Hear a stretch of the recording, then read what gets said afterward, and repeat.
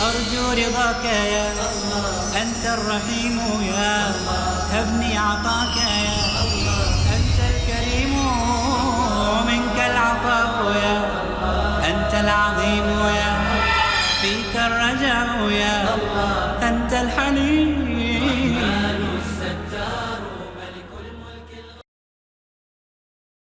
السلام علیکم ورحمۃ اللہ وبرکاتہ. الحمد للہ رب العالمین والصلاة والسلام علی رسولہ الکریم وعلی آلہ وصحبہ اجمعین ومن تبعہ بإحسان الی یوم الدین. اما بعد. محترم بھائیوں اور بہنوں، ریاض الصالحین جو حدیث کی بہت ہی مشہور کتاب ہے، اس کا تفصیلی مطالعہ اور اس کا خلاصہ آپ کی خدمت میں پیش کیا جا رہا ہے. ریاض الصالحین ایک ایسا حدیث کا مجموعہ ہے جو ہر گھر کی زینت بننا چاہیے. اللہ تعالیٰ نے اسے قبول عام بخشا ہے. اس میں ایمان اور عقیدے کو مضبوط کرنے والی باتیں بھی درج ہیں. اس میں اعمال کو نکھارنے والے امور بھی بتائے گئے، اور اس کے ذریعے سے انسان اپنا تزکیہ بھی کر سکتا ہے. اس لیے اس کو پڑھیے، سمجھیے اور حدیث پر عمل کرنے کی کوشش کیجیے. یہ علماء کے لیے، خطباء کے لیے اور عوام کے لیے یکساں طور پر بہت ہی مفید ذخیرہ ہے. امام نووی رحمۃ اللہ علیہ، ان کا طریقہ کار یہ ہے کہ ہر باب، ہر چیپٹر کے ساتھ وہ مختلف قرآنی آیات موضوع سے متعلق اور پھر مختلف احادیث کا ذکر کرتے ہیں. ہم کوشش کر رہے ہیں کہ اس کا خلاصہ آپ کی خدمت میں پیش کیا جائے. آج کا جو چیپٹر ہے، الحث علی الازدیاد من الخیر فی اواخر العمر، کہ اس بات پر ابھارا جا رہا ہے کہ آدمی کو آخری عمر میں خاص طور پر زیادہ سے زیادہ نیکیاں کرنی چاہیے، زیادہ سے زیادہ اچھے عمل کرنے چاہیے، استغفار اور توبہ کو معمول بنانا چاہیے. اللہ تعالیٰ اسے عمر بھی دے اور وہ عمل نہ کرے تو اس کا کیا جواب دے گا؟ قیامت کے دن جب اس عمر کے بارے میں پوچھا جائے گا کہ تمہاری ایج اتنی تھی، تمہیں 70 سال 80 سال کی عمر دی گئی، تم نے کیا عمل کیا؟ اگر کوئی چیز نہ ہو ہمارے اکاؤنٹ میں تو ہمارے لیے نقصان اور گھاٹے کا سودا ہوگا. جیسے سورہ فاطر کی آیت 37 جس کے اندر کہا گیا اولم نعمرکم ما یتذکر فیہ من تذکر، کہ اللہ تعالیٰ نے ارشاد فرمایا کہ ہم نے تمہیں عمر عطا کی تھی تاکہ تم نصیحت حاصل کرتے، سبق حاصل کرتے. کچھ لوگ ایسے ہیں جنہوں نے اپنی عمر سے فائدہ اٹھایا، لیکن کچھ لوگ ایسے بھی ہیں جن کی عمریں تو طویل ہیں مگر اس کے باوجود وہ فائدہ نہ اٹھا سکے. اس میں امام نووی رحمۃ اللہ علیہ نے جو احادیث کا انتخاب کیا، اس میں صحیح بخاری کی ایک حدیث ہے جس کو سن کر ہم سب کو غور کرنا چاہیے کہ اللہ نے ہمیں ایج عطا فرمائی، صحت دی، تندرستی دی، مگر ہم اس کا کیسے استعمال کر رہے ہیں تاکہ قیامت کے دن ناکام لوگوں میں ہم نہ شامل کیے جائیں. فرمایا گیا اعذر اللہ الی امرئ اخر اجلہ حتی بلغ 60 سنۃ، اگر کسی آدمی کو 60 سال 60 ایئرس زندگی ملی اور وہ عمل نہ کرے تو اس کے پاس کوئی ایکسکیوز نہیں، کوئی عذر نہیں، اس کے پاس کوئی چیز قابل قبول نہیں کہ تمہیں اللہ نے اتنی عمر دی، مہلت دی 60 سال تک، تم نے عمل نہیں کیا، تم نے آخرت کے لیے کوئی سرمایہ کاری نہیں کی، تم نے کوئی انویسٹمنٹ کرنے کی کوشش نہیں کی. جبکہ محدثین کو آپ دیکھیے، فقہائے کرام کو دیکھیے، جو لوگ اپنی زندگی کے مقصد کو سمجھ رہے ہیں ان کو آپ دیکھیے کہ عمر کم ہونے کے باوجود کیسے کارنامے انہوں نے انجام دیے. خود ریاض الصالحین کے جمع کرنے والے محدث عالم دین امام نووی رحمۃ اللہ علیہ، بہت شاید کم لوگوں کو اندازہ ہوگا کہ امام نووی رحمۃ اللہ علیہ نے جو اتنے بڑے بڑے کارنامے انجام دیے، صحیح مسلم کی بہترین شرح لکھی، شرح امام نووی کے نام سے، ریاض الصالحین کو ترتیب دیا اور اس طرح سے مختلف کتابیں لکھیں. معلوم ہے ان کی ایج کتنی تھی؟ جب ان کی وفات ہوئی تو تقریباً 45 سال ان کی عمر تھی. 45 ایئرس کے اندر انہوں نے یہ سارے کارنامے انجام دیے. اور اب کچھ لوگ ایسے بھی ہیں جو بڑے فخر سے کہتے ہیں کہ میری عمر 100 کے اوپر پہنچ گئی. اگر آپ ان سے پوچھیں اس میں آپ نے کیا کیا کیا اچھے کام، دین کی دعوت دوسروں تک پہنچانے کے لیے کتنی محنت کی، اچھے کاموں کے لیے آپ نے کتنی کوشش کی. اگر آپ نے 100 سال کی عمر پائی اور پھر آپ نے وہی کیا جو اور لوگ عام لوگ کرتے ہیں، یعنی اپنی زندگی بنائی اور اسی کے لیے لگے رہے، دین کے لیے آپ نے کوئی وقت نہیں دیا، حتیٰ کہ عبادت کے لیے بھی آپ کے پاس وقت نہیں تھا، تو پھر کیا یہ زندگی اور جو جانوروں کو زندگی ملتی ہے اس میں بہت زیادہ فرق ہوگا؟ جو بھی جانور ہے، چاہے وہ 5 سال زندہ رہے، 4 سال زندہ رہے، 15 سال زندہ رہے، اس کا مقصد کیا ہوتا ہے؟ بڑا لیمیٹڈ اور محدود، کہ روزانہ اپنا چارہ تلاش کرے، کھائے پیے اور ویسے عیش و عشرت جو بھی وہ کر سکتے ہیں زندگی گزار لے، بس ختم. اگر یہی انسان کا بھی مقصد ہو جائے تو گویا انسان اپنے مقام بلند سے نیچے جانوروں کی سطح پر آ گیا. اس لیے عمر یہ ایک بہت بڑی نعمت ہے، اس کا صحیح استعمال جنت کا ہمیں مستحق بنا سکتا ہے، اور اس کا غلط استعمال ہو جائے تو وہ جہنم کا مستحق بھی بنا سکتا ہے. اور آخری عمر میں خاص طور پر آدمی کو اللہ کی طرف جانے کی جو تیاری ہوتی ہے، پریپریشن فار ڈیتھ، مرنے کی تیاری. مرنے کی تیاری کیا ہوتی ہے؟ توبہ، استغفار، کثرت کے ساتھ ذکر و اذکار، صدقہ و خیرات، نوافل کا اہتمام، یہ کثرت کے ساتھ کریں کہ آپ کی توجہ اللہ کی طرف زیادہ سے زیادہ رہے. خود رسول اکرم صلی اللہ علیہ وسلم، آپ کا مقام کتنا اعلیٰ، کتنا اونچا تھا، مگر آپ کے بارے میں جو بات بتائی گئی کہ جب اذا جاء کی صورت نازل ہوئی، سورہ نصر، اس کے بعد آپ کی کیفیت اور زیادہ بدل گئی. حالانکہ آپ عبادت تو کرتے ہی تھے مگر اور زیادہ کیفیت بدل گئی، اور کثرت کے ساتھ آپ استغفار کرنے لگ گئے. سبحانک ربنا و بحمدک اللہم اغفر لی، یہ کثرت کے ساتھ آپ پڑھا کرتے تھے، چاہے وہ نمازوں کے موقع پر ہو یا نماز کے بعد. ام المؤمنین حضرت عائشہ رضی اللہ تعالی عنہا، انہوں نے ایک مرتبہ پوچھ بھی لیا کہ یہ آپ کثرت کے ساتھ اب پڑھنے لگے ہیں، آخر کیا بات ہے؟ تو اصل میں بات وہی تھی کہ جب آپ کا مشن پورا ہو جائے تو اب استغفار کی طرف لگیے اور ادھر جانے کی تیاری کی طرف لگیے. تو اگر نبی کریم صلی اللہ علیہ وسلم جن کی پوری زندگی اللہ کی عبادت میں گزر رہی ہے، اللہ کے حکم پر عمل کرتے ہوئے بسر ہو رہی ہے، تو آپ یہ اہتمام فرماتے ہیں، تو ہم گناہگاروں کو کتنا اہتمام کرنا چاہیے. زیادہ سے زیادہ ذکر و اذکار، نوافل اور اچھے کام کرنے کی آدمی کوشش کرے تاکہ وہاں پر کچھ نہ کچھ اس کے ساتھ ہو سکے. ورنہ صحیح مسلم ہی کی ایک اور بات بھی نقل کی گئی، میدان محشر میں جب لوگوں کو کھڑا کیا جائے گا تو کس طریقے سے کھڑا کیا جائے گا، قبر سے کیسے اٹھایا جائے گا. یبعث کل عبد علی ما مات علیہ، ہر آدمی اپنے اعمال کی بنیاد پر وہاں کھڑا کیا جائے گا، خاندان کی بنیاد پر نہیں، رنگ اور نسل کی بنیاد پر نہیں، عمل کی بنیاد پر کھڑا کیا جائے گا. کامیاب و کامران ہوں گے، رائٹ سائڈ پر صفیں بن رہی ہیں، ناکام و نامراد ہیں، لیفٹ سائڈ پر صفیں بن رہی ہیں. السابقون الاولون اور ٹاپ کلاس، ان کی صفیں علیحدہ بن رہی ہیں. جو بہت زیادہ عمل کی زندگی گزارتے رہے، وہ صف بندی کے ذریعے سے پہچانا جائے گا کہ یہ کامیاب ہونے والا گروپ ہے جو ادھر ٹھہرا ہوا ہے، یہ ناکام ہونے والا گروپ ہے جو دوسری جانب ٹھہرا ہوا ہے. جو عمل ہمارا رہا اسی عمل کی بنیاد پر قبر کا انجام بھی ہوگا، برزخی زندگی بھی اسی عمل کی بنیاد پر گزرے گی.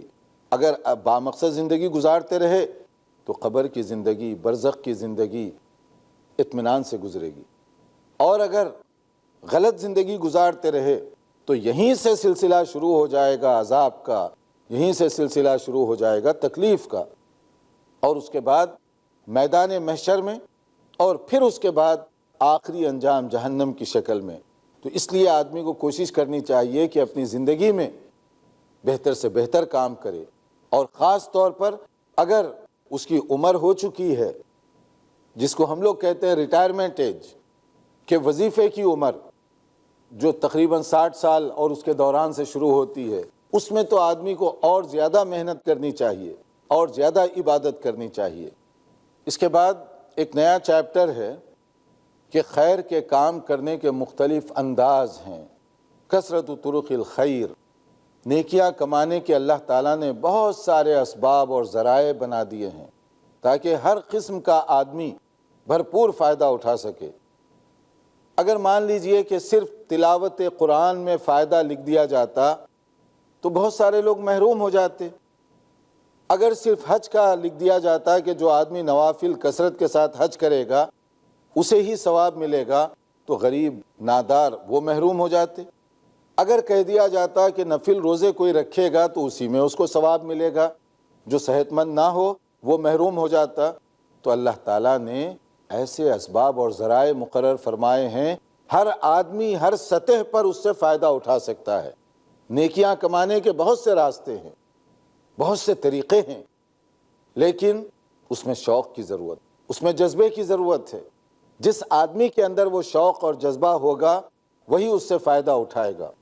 اور ایک بات یاد رکھیے، جو بھی ہم نیکی کریں گے وہ ضائع نہیں جاتی، چاہے وہ نیکی صدقے کی شکل میں ہو، وہ نیکی ذکر و اذکار کی شکل میں ہو، وہ نیکی دعوت و تبلیغ کی شکل میں ہو، کوئی بھی ہم نیکی کریں گے اللہ تعالیٰ اس کو برابر ریکارڈ پر محفوظ فرمانے کا انتظام کیے ہوئے ہیں۔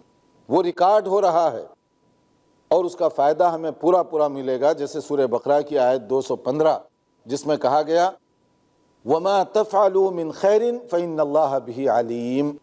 تم بے فکر ہو کر نیکی کرو، جو کچھ تم خیر کا کام کر رہے ہو اللہ جانتا ہے اس کو۔ کوئی 2 رکعت نفل پڑھ رہا ہے تو بھی ریکارڈ پر ہے، اور کوئی اس سے زیادہ پڑھ رہا ہے تو بھی ریکارڈ پر ہے۔ تو کوئی چیز ضائع نہیں جائے گی اللہ تعالیٰ کے پاس۔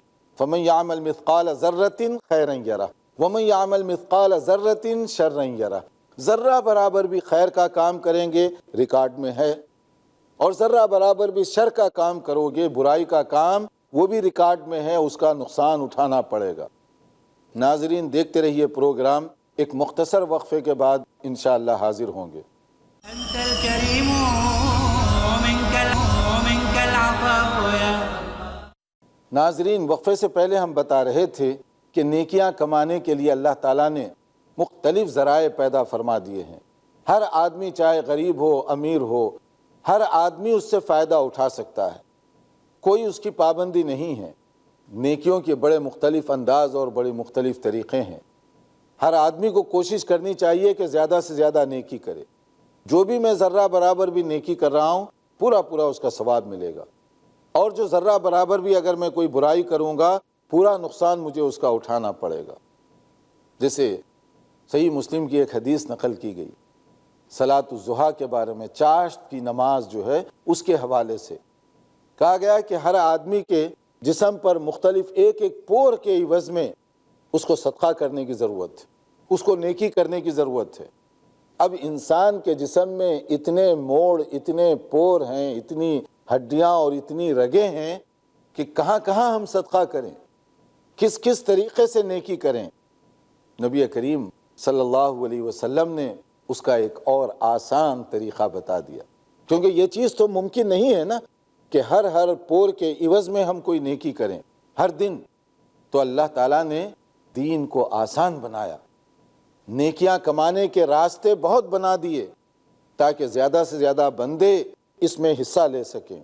تو نبی صلی اللہ علیہ وسلم نے جو ارشاد فرمایا صلاۃ الضحیٰ کے بارے میں کہ اگر کوئی آدمی 2 رکعت نماز رکعتان یرکعہما من الضحیٰ، کہ 2 رکعت کوئی ادا کرتا ہے یرکعہما من الضحیٰ، چاشت کی 2 رکعت، تو یہ جو پور کے عوض میں اس سے جو نیکی مانگی جا رہی ہے، اس کا عوض مانگا جا رہا ہے، وہ چاشت کی نماز پڑھ لے تو اللہ تعالیٰ اس کی وجہ سے اتنا اجر دے دیں گے، اس کی وجہ سے اس کو کوئی پریشانی نہیں ہوگی۔ دیکھیے بظاہر دیکھنے میں چاشت کی 2 رکعت کتنی محنت لگتی ہے، 5 منٹ یا 6 منٹ کا ٹائم لگا، مگر اس کا ثواب کتنا زیادہ رکھا گیا ہے۔ اسی طرح سے راستے میں آپ چل رہے ہیں، جیسے ایک حدیث صحیح مسلم کی یہاں پر نقل کی گئی، کوئی نیکیوں کمانے کے دیکھیے اسباب کتنے ہیں مختلف۔ آپ راستے میں چلتے چلتے دیکھ رہے ہیں کوئی ایسی چیز پڑی ہوئی ہے جس سے کسی کو تکلیف ہو سکتی ہے، چاہے کیلے کا چھلکا ہو، کوئی پتھر ہو، کوئی نقصان دہ چیز ہو جس سے کسی کا پاؤں پھسل جائے، کسی کو تکلیف پہنچے، آپ اس سے ہٹا دیتے ہیں۔ یہ معمولی چیز نہیں ہے۔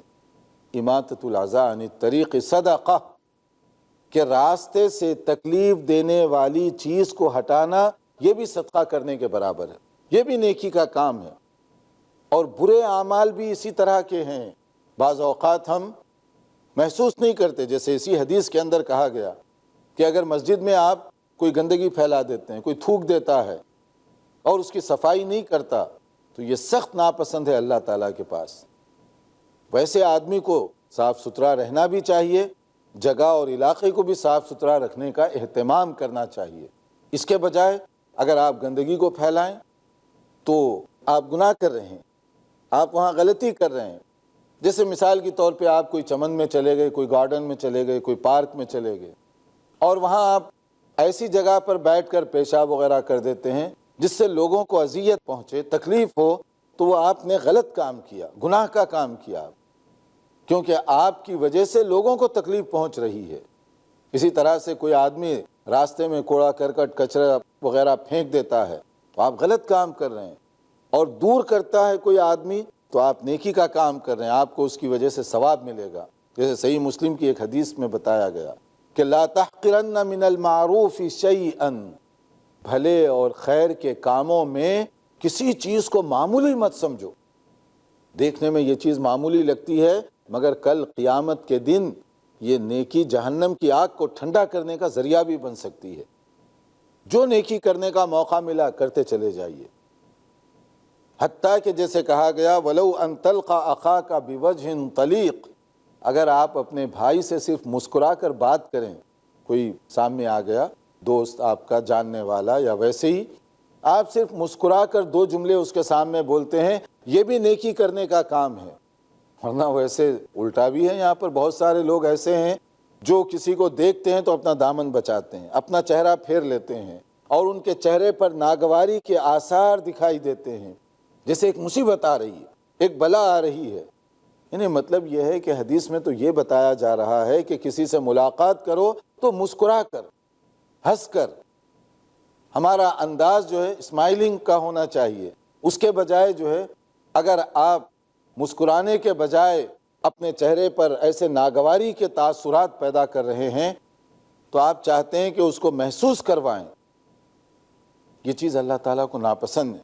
اور بعض لوگ کہتے ہیں کیا تمہاری یہی نیکی سے جنت میں چلے جاؤ گے؟ اللہ کو اسی نیکی کی ضرورت ہے.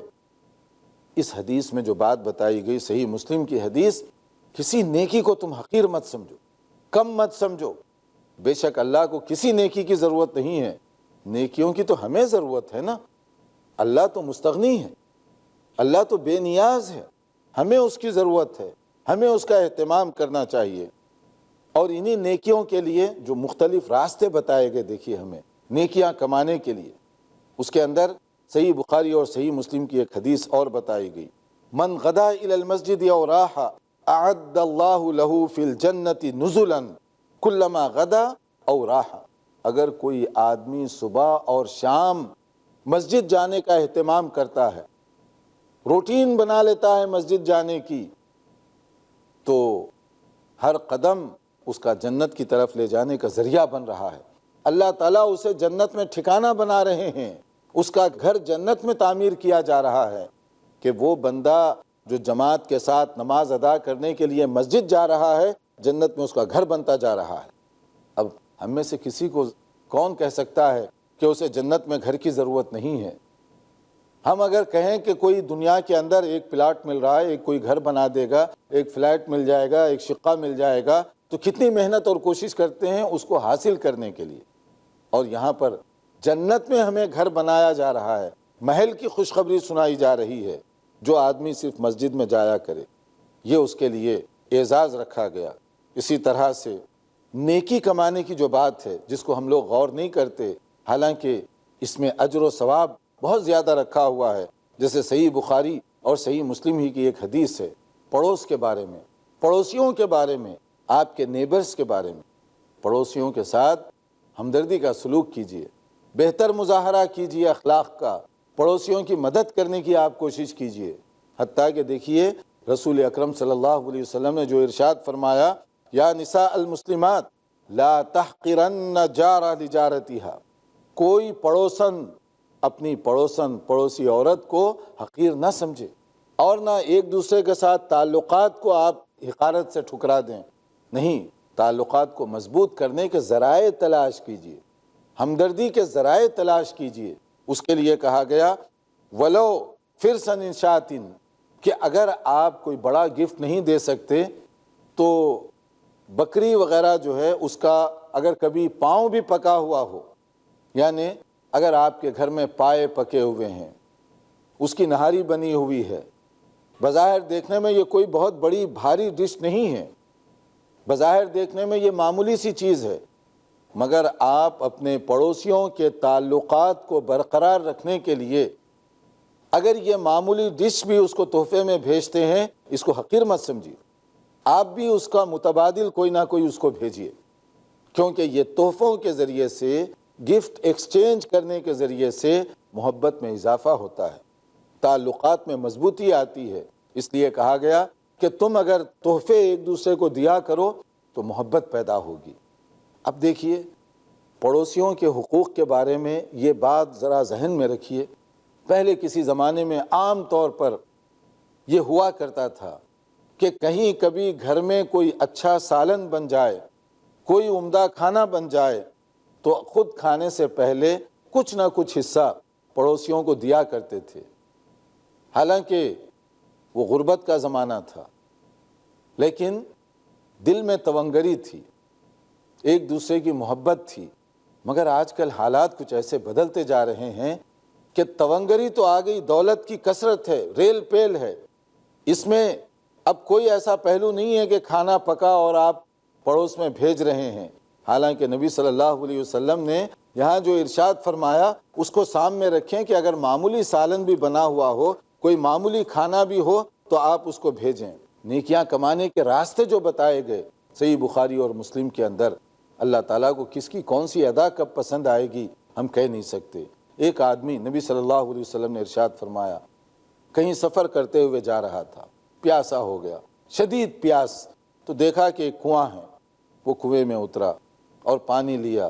اس کے بعد وہ واپس جانے لگا اللہ کا شکر کرتے ہوئے، تو اس نے دیکھا کہ وہاں ایک کتا ہے، کلب، اور وہ زبان نکالے ہوئے پریشان ہے۔ اس کے دل میں خیال پیدا ہوا کہ ابھی میں پیاسا تھا، مجھے شدید تکلیف تھی، اللہ نے پانی پینے کا انتظام کر دیا، شاید یہ کتے کو بھی ایسی تکلیف ہو رہی ہوگی۔ اس نے پھر کنویں میں جا کر، کوئی اور چیز نہیں تھی، موزہ جو تھا اسی میں، اپنے ساکس میں جو لیدر کے تھے ہوں گے، اسی میں وہ پانی لایا اور کتے کے سامنے رکھا، کتا پی لیا۔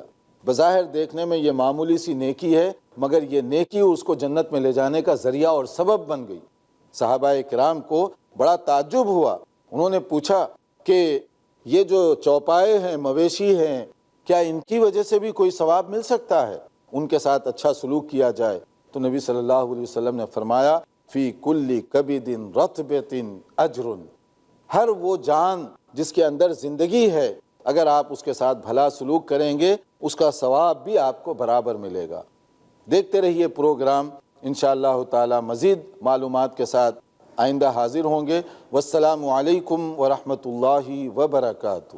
هذا القرآن يوحدنا لطريق الخير يوجهنا، الله تعالى أنزله ورسول الله معلمنا، ورسول الله معلمنا. هذا القرآن يوحدنا لطريق الخير يوجهنا، الله تعالى